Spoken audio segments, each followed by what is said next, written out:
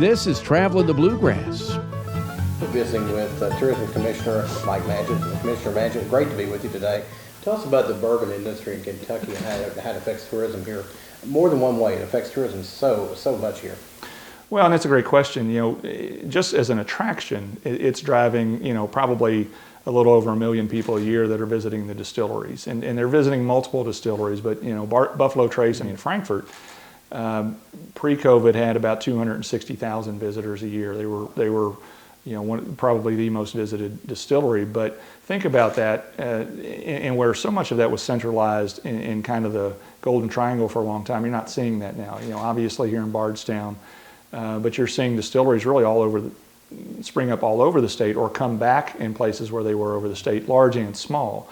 And what it does for us from a tourism standpoint, it really gives us something very unique that no one else has. We make 95% of all the bourbon in the world. As we're sitting here today, more than half the bourbon that is aging in the world is within about 15 miles of this spot.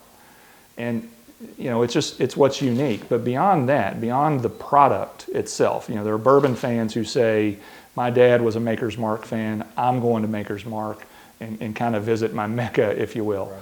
But then I'm going to go see how everything else is made and the story behind that.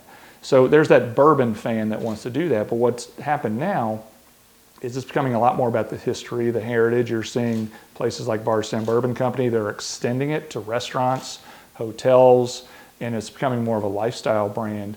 And that is growing. It's growing domestically, but we're seeing a lot of growth from a tourism standpoint internationally as well. And what I will tell you is Kentucky tourism, when we go out to a trade show or we go on a sales mission, internationally or domestic, if we don't have bourbon, they're wondering where it is.